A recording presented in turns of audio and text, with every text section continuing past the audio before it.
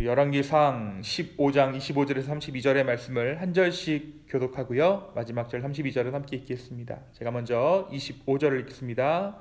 유다의 아사 왕 둘째 해에 여로보암의 아들 나답이 이스라엘 왕이 되어 2년 동안 이스라엘을 다스리니라.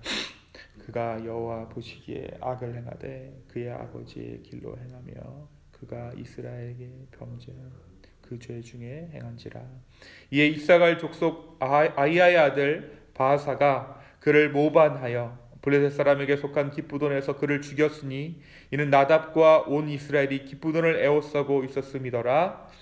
유다의 아사 왕 셋째 바하사가 나답을 죽이고 대신하여 왕이 되고 왕이 될 때에 여로보암이 온 집을 쳐서 생명 있는 자를 한 사람도 남기지 아니하고 다 멸하였는데 여호와께서 그의 종 실로 사람 아이야를 통하여 하신 말씀과 같이 되었으니 이는 여로보암이 범죄하고 또 이스라엘에게 범하게 한 죄로 말미암음이며 또 그가 이스라엘의 하나님 여호와를 노엽게 한 일 때문이었더라. 나답의 남은 사적과 행한 모든 일은 이스라엘 왕 역대지략에 기록되지 아니하였느냐?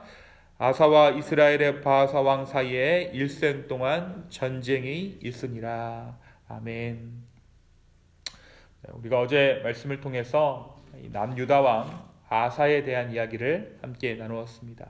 남유다의 왕이었던 아사는 종교개혁을 이루었던 왕입니다. 물론 군사적으로 돈을 가져다주며 아람 왕 벤하닷과 동맹을 맺는 그런 어떤 정치적인 잘못을 범하지만 종교적으로는 개혁을 이루었던 왕이었죠. 성전에 남색하는 자들을 내쫓았을 뿐 아니라 자신의 할머니였던 우상을 만들었던 자신의 할머니 마아가를 폐위시키고 궁 안에 있는 모든 우상들을 씻어냈던 모두 버려버렸던 그 왕이 이 아사 왕입니다. 그래서 이 아사 왕에 대한 평가는 하나님 앞에 온전한 왕이었다라고 기록하고 있죠. 이렇게 남유다에서는 그래도 하나님께 순종하는 왕들이 등장하고 있다는 것을 우리가 볼 수 있습니다. 오늘 본문은 북이스라엘의 상황을 기록하고 있습니다. 남유다는 지금 아사 왕이 하나님의 나라를 다스리던 상황 가운데 북이스라엘의 상황은 어떤가 오늘 말씀이 기록하고 있는 것입니다. 잘 알려진 것처럼 북이스라엘은 첫 왕이었던 여로보암 때부터 마지막 19대 호세아까지 선한 왕이 한 명도 나타나지 않습니다. 세상 권력의 추악함을 그대로 보여주는 것이 바로 이 북왕국 이스라엘의 역사입니다. 오늘은 그 중에서 나답이라는 이 왕에 대한 기록을 함께 나눕니다. 남유다의 왕 아사가 왕이 된 지 2년째에 여로보암의 아들 나답이 북이스라엘의 왕이 됩니다. 그런데 이 나답은 2년이라는 짧은 시간 동안 이스라엘을 다스렸다라고 말씀이 기록하고 있죠. 왜 이 나답은 이토록 짧은 기간 동안만 왕으로서 이스라엘을 통치할 수 있었을까요? 이 나답은 왕이 된 직후부터 하나님을 저버리고 우상 숭배하는 죄악을 저지르기 시작합니다. 아버지 여로보암의 죄를 그대로 이어간 것이죠. 26절을 한번 보겠습니다. 26절에 보니까 그가 여호와 보시기에 악을 행하되 그의 아버지의 길로 행하며 그가 이스라엘에게 범하게 한 그 죄 중에 행한지라. 아버지의 길을 그대로 따라간 것이죠. 어떻게 보면 여로보암이 그 죄를 해결하지 못했기 때문에 이 아들 나답 또한 그 길을 그냥 분별력 없이 따라간 것이다 라고 오늘 말씀이 말하고 있는지도 모르겠습니다. 이렇게 죄악을 행하던 나답의 통치 기간 중에 이 나답이 죽음을 맞이하게 돼요. 그것은 뜻하지 않던 죽음이었습니다. 바로 반역 때문에 오늘 말씀 27절에서 28절이 기록하고 있는 대로 그는 반역으로 죽습니다. 그가 하나님께 반역했듯이 나답과 여로보암이 하나님께 반역했듯이 그의 군대 장관 역시 나답을 반역한 것입니다. 나답은 통치 2년 만에 그렇게 바하사의 반역으로 죽게 됩니다. 당시 나답은 블레셋의 도시인 기브돈을 점령하고 군대를 일으켜서 포위하고 있던 중이었어요. 그런데 이 나답의 군대 장관인 바하사가 이 전쟁 중에 이 블레셋과의 전쟁 중에 칼을 들어 거꾸로 자기 주인인 나답을 향해서 쿠데타를 일으킨 것이죠. 그런데 여기서 주목할 만한 사실은 바하사가 나답만 죽인 것이 아니라 그 집안 전체를 몰살시켰다라는 거예요. 29절 왕이 될 때 여로보암의 온 집을 쳐서 생명 있는 자를 한 사람도 남기지 아니하고 다 멸하였는데 여호와께서 그의 종 실로 사람 아이야를 통하여 하신 말씀과 같이 되었으니. 이 바하사가 모든 이 나답의 집안을 몰살시켰다는 것이죠. 왜 나답만 죽였던 것이 아니라 모든 가족이 죽어야만 했는가? 말씀은 그 원인을 여로보암의 죄에서 찾고 있습니다. 오늘 말씀 29절에서 30절의 말씀이 그것을 기록하고 있죠. 하나님께서 이미 선지자 아이야를 통해 여로보암에게 선포하셨던 예언이 이루어진 것입니다. 여로보암의 죄의 결과는 하나님께서 이미 말씀하셨던 대로 결국 자기 아들 때에 와서 가문의 씨가 마르는 끔찍한 재앙을 불러왔습니다. 여로보암이 어떤 죄를 행했습니까? 절기도 자기 마음대로, 그리고 제사장도 일반인 중에 세우고, 온 산당을 지어서 우상 숭배의 소굴로 만들고 금송아지를 만들었던 그 여로보암의 죄악의 열매가 그 아들 때에 지금 거두어지고 있는 것입니다. 여로보암 가문을 진멸하고 왕위에 오른 바하사는 북이스라엘의 두 번째 왕조를 세웁니다. 그러니까 여로보암의 시로 말미암은 북이스라엘의 왕조는 2대 만에 끊쳐지게 된 것입니다. 그리고 새로운 왕조인 바하사 왕조가 들어서게 됩니다. 그러나 왕조가 바뀌었다고 새로워진 것은 아니라고 오늘 말씀은 기록하고 있죠. 32절이 그것을 기록하고 있습니다. 아사와 이스라엘 사이에 일생 동안 전쟁이 있었다라는 대목이 그것입니다. 바하사 때에도 남유다의 아사와 항상 전쟁 상태에 있었다라는 거예요.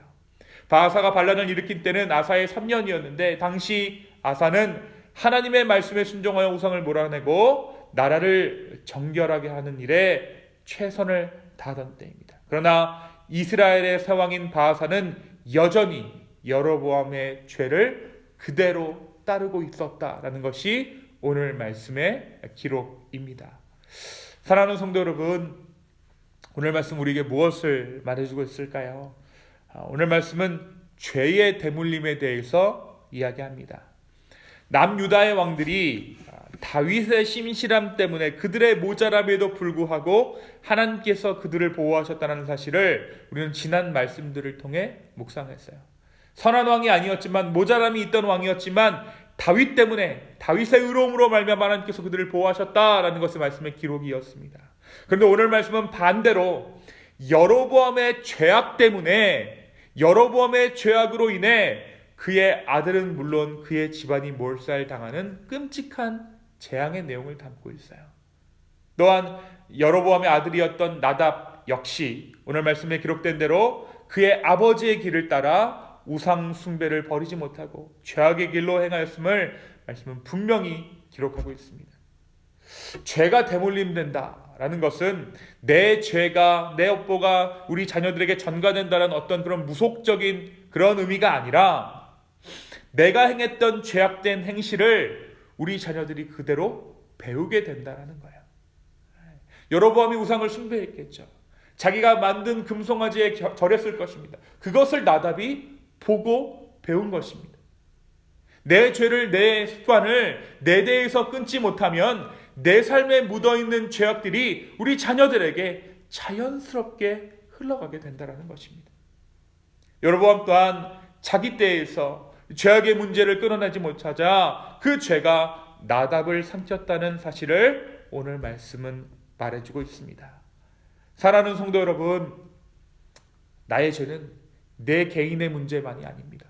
나만의 죄가 아닙니다. 나의 죄는 대물림되고 나의 죄는 흘러갑니다. 이 사실을 깨달아 오늘 나의 죄악된 부분을 대물림하는 것이 아니라 다윗처럼 의로움을 우리 자녀들에게 물려줄 수 있는, 대물림할 수 있는 저와 여러분 되기를 예수님의 이름으로 축원합니다. 두 번째, 오늘 말씀은 우리에게 하나님은 죄악된 자들에게 하나님의 유산을 물려주시지 않는다라는 사실을 보여줍니다. 여로보암은 북이스라엘을 온전히 세우고 그것으로 인해 남유다 또한 세워야 하는, 그래서 이스라엘의 하나됨을 이루어야 하는 사명을 가지고 있었습니다. 하나님께서 주신 사명이죠. 그것이 바로 하나님께서 여로보암을 부르셨던 이유입니다. 그러나 그가 그 사명을 완수하지 못하고 자기 왕좌를 지키는 것에 마음이 동하기 시작했을 때, 내가 이 왕의 자리를 지키고 싶다라는 그 욕심이 동하기 시작했을 때 그는 죄를 짓기 시작해요. 그는 우상을 만들기 시작합니다. 그리고 단 2대 만에 그의 왕조는 끊어져 버립니다. 하나님께서 심판하신 것이죠. 이것을 하나님의 심판 아니고서는 설명할 방도가 없습니다. 하나님은 하나님의 나라를 온전한 자들에게, 하나님의 말씀 가운데 살고자 하는 신실한 자들에게 물려주고자 하십니다. 우리에게 맡겨진, 저와 여러분에게 맡겨진 그 하나님의 나라를 온전히 우리가 지키고자 할 때 하나님은 우리에게 맡기신 그 나라를, 그 복음을 영원히 우리를 통하여서 보전하실 줄로 믿습니다. 우리에게서 그 등불을 옮기시지 않는다라는 거예요.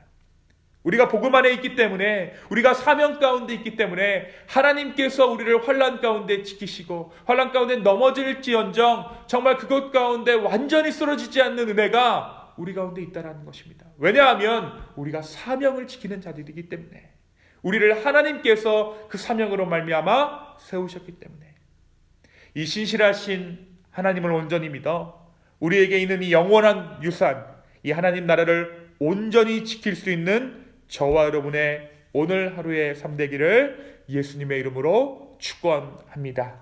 이 시간 함께 기도하시겠습니다. 사랑의 하나님, 오늘 이 아침에 하나님의 뜻이 우리의 삶 가운데 온전히 임하고, 주님 또한 우리가 우리의 죄를 우리 자녀들에게 대물림하는 것이 아니라 정말 온전히 하나님의 선하심을 우리 아이들에게 보여줄 수 있는, 대물림할 수 있는 그러한 자로 이 하루를 살게 하여 주시옵소서.